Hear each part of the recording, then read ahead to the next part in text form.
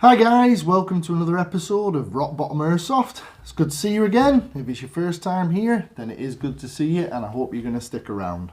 Okay, well here we are on our midweek video. As you can probably gather, it's not a gameplay video again, unfortunately. I am still unable to get to my regular game due to my injuries, so I'm sorry about that. But we'll be doing another studio video today.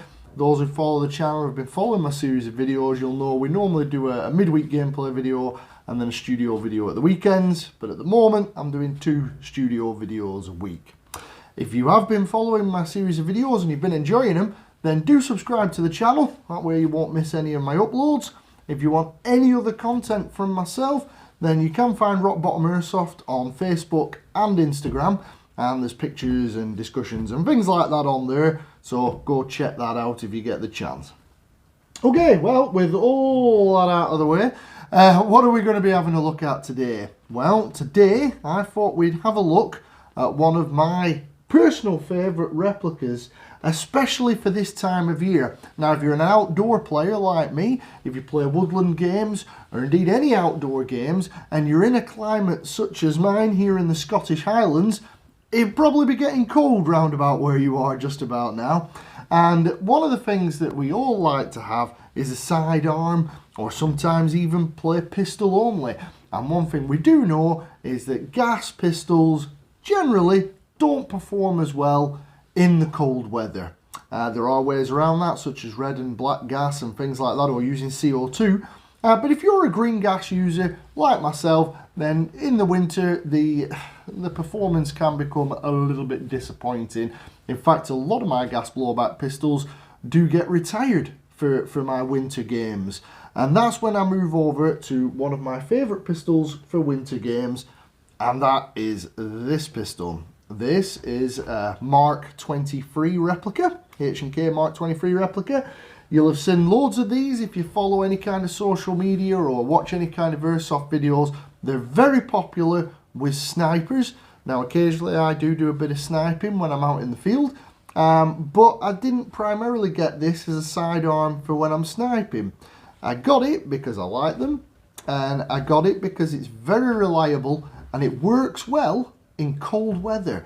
Now, if you're thinking about getting yourself a sidearm for the winter, I thought, let's have a look at this today and tell you why this is worthwhile getting, especially for winter. First of all, the type of Mark 23 that we're looking at here is the ASG one, or the Action Sport Games one. There are many manufacturers of Mark 23 replicas, and they range from very affordable to not quite so affordable. Before we go into that, just to give you an idea with my Mark 23, this one has been upgraded. This isn't standard. This isn't how you get it out of the box. In the box, if you were to buy an ASG Mark 23, you get the MOC suppressor, you get the pistol itself, and you get a magazine, which is that there.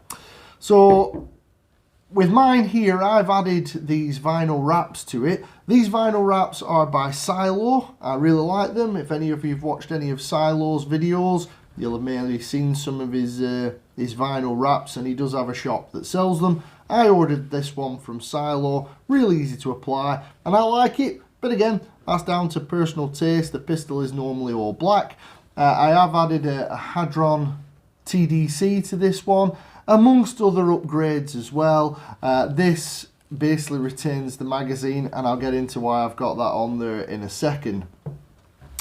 Okay, so if we're going to be in the market for a Mark 23, as I say, there's loads of different brands. So before we go into those brands, let's have a quick look around the pistol, as we always do, and then you can see what you think of it.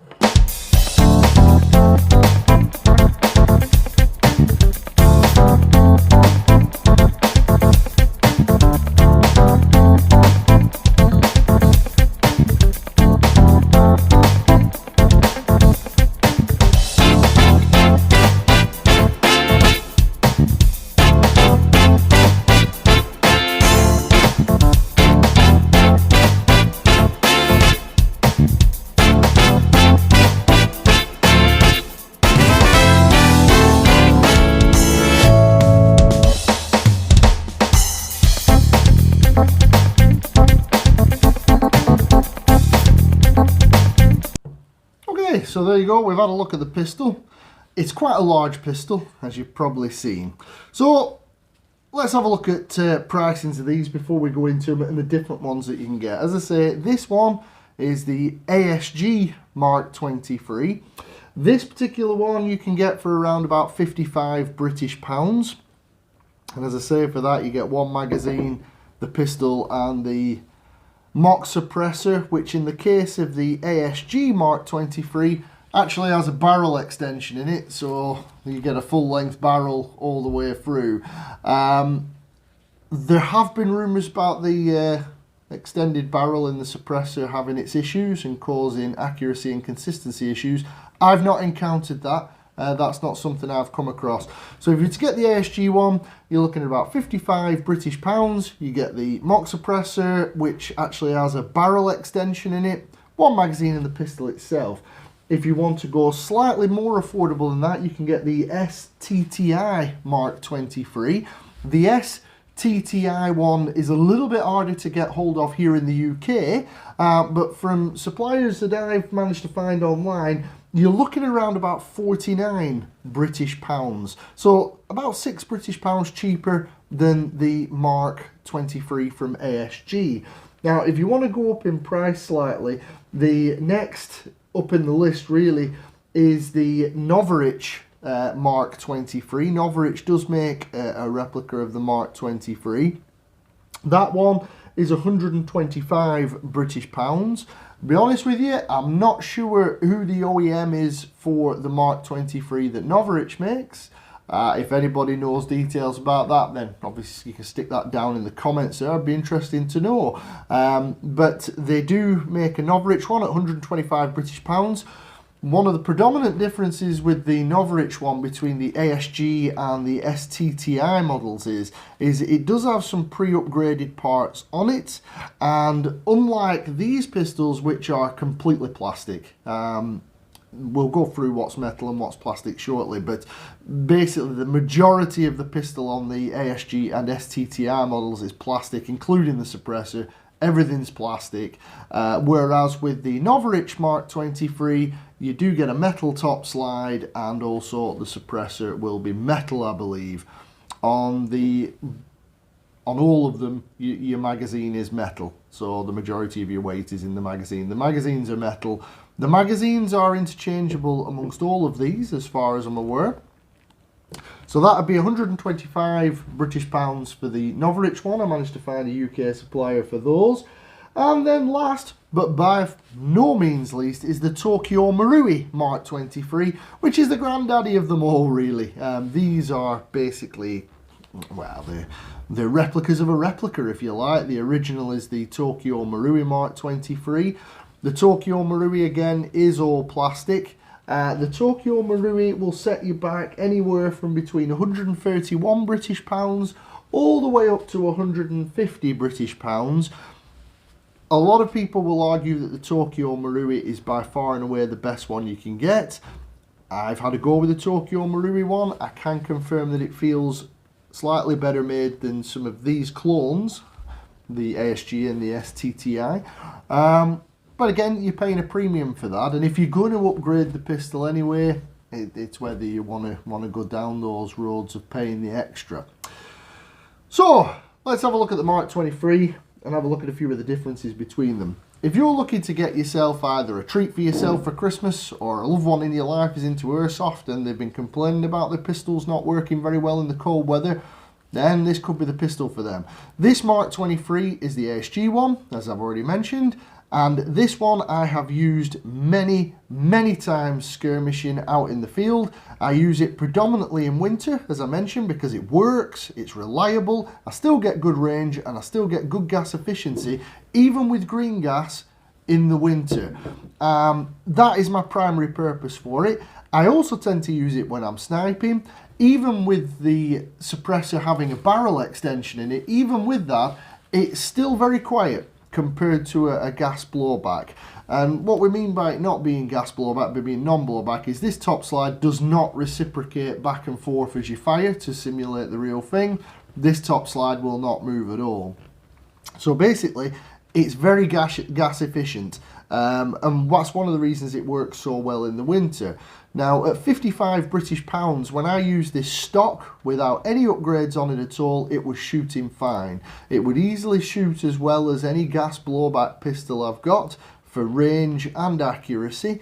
So, you know, as standard, it's absolutely fine. Some people have had issues with the feed lips on these magazines. There are videos knocking about online that show you how to remove that problem. However, I've never had that problem. I've had no issues with this pistol having feeding issues at all. It's always worked absolutely fine for me.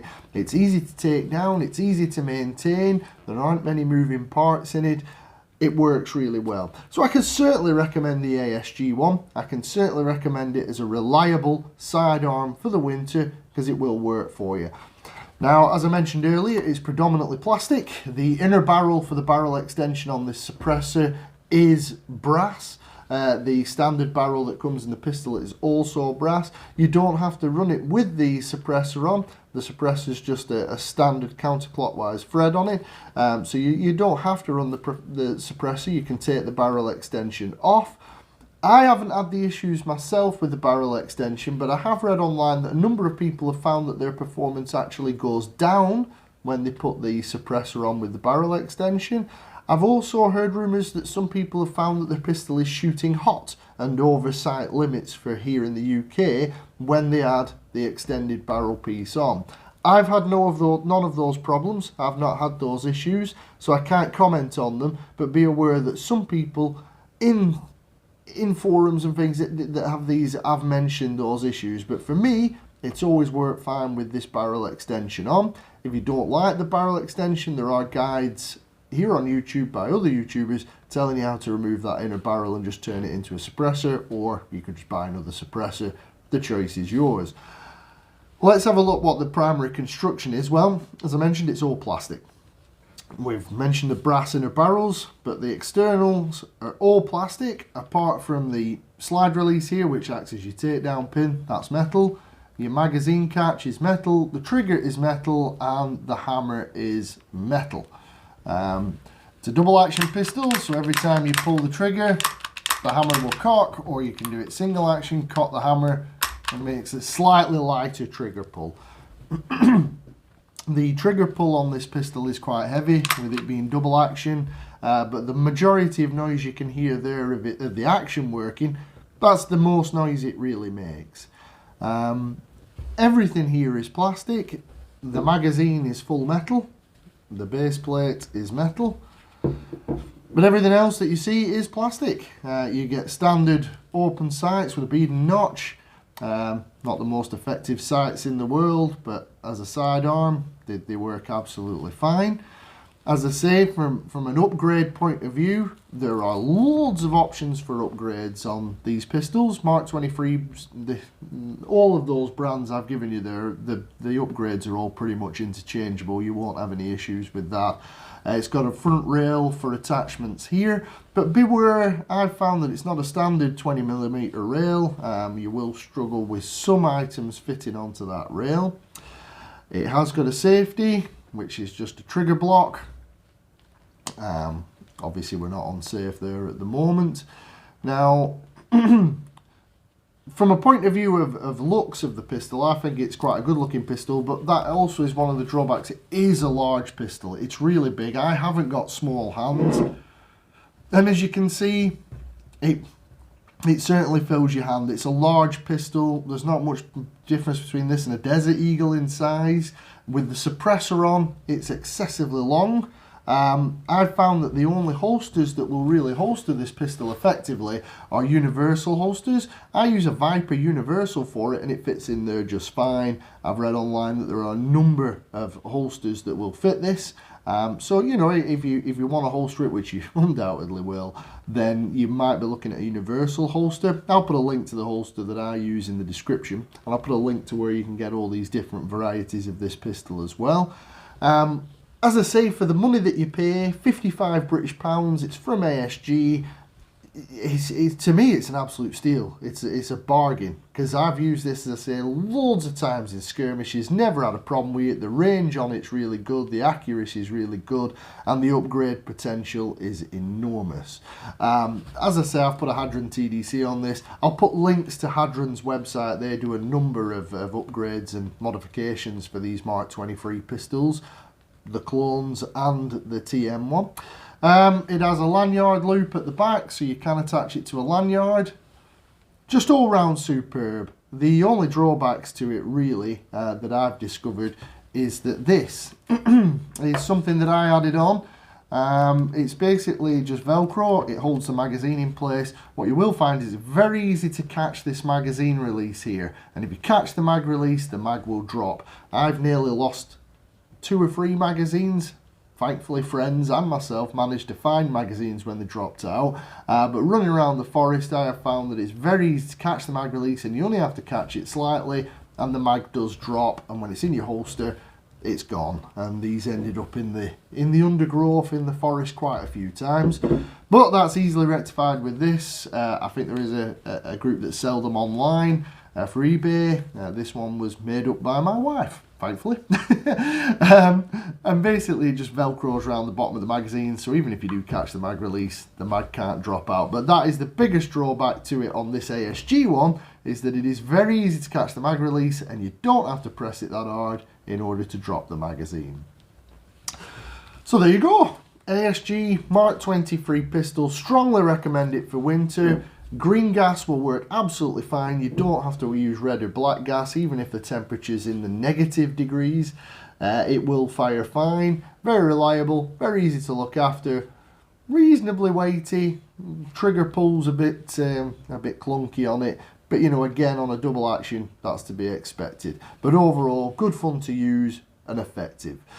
So I mentioned those other ones there. The STTI is basically the same as this one, but a little bit more affordable, and it doesn't come with any ASG branding. So you make your choice on that one, whether you prefer to have ASG or STTI. Bit easier to get hold of the ASG one is about the only thing I'd say the difference there. The Novritsch one, the difference is in that one is the Novritsch one comes pre-upgraded. It has some upgrade parts in there. It's got a metal suppressor. It's also got a metal slide, so you know, visually it looks a bit nicer. It'll have a bit more weight to it, but otherwise the workings of it are exactly the same. There's no difference to how it works. It's just the same pistol. And then finally is you've got the Tokyo Marui. The difference with that one is just come in a nice presentation box. You get the LAM unit, which is like a laser light module that sits under here, and the suppressor is functional rather than having a barrel extension. From what I've read, the Tokyo Marui without upgrades is a bit more accurate, got better suppression, it's quieter, and it's got a little bit more range. So if you're not interested in upgrading, from everything that I've read, they recommend the Tokyo Marui and paying a little bit more. From my point of view, upgrades on this are very easy. If you want to see me do any upgrade guides for this pistol, I'd be happy to do that. Let me know in the comments. Upgrades are relatively affordable for it, so you could probably build a more accurate, longer range Mark 23 using upgrade parts and a more affordable clone model than the amount you'd pay for a Tokyo Marui. But again, the Tokyo Marui does feel a little bit better, you know, it's a little bit better made. So the choice is yours on that one. But that's my recommendation for a winter sidearm, is the Mark 23 Soakum replica. It's brilliant, green gas, non-blowback. It's awesome. It'll work well for you, and it'll serve you well in these cold winter months, or if you're in a cold climate, and it won't let you down. So it's not just for snipers. Anybody could use it, and as I say, if you don't want to run the suppressor, you don't have to. That makes it a little bit more maneuverable, makes it a little bit easier to use. So I hope that's been interesting for you. I hope you found that useful.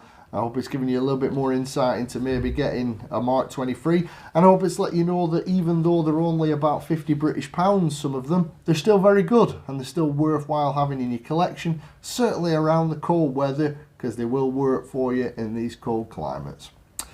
If you have any further questions about the Mark 23 or about Airsoft in general, or any questions for me, then do drop me a comment below. I'll always respond to comments. And if you've enjoyed this video, then please do drop a like on it. But apart from that, thanks very much for watching, and I will look forward to seeing you in the next one.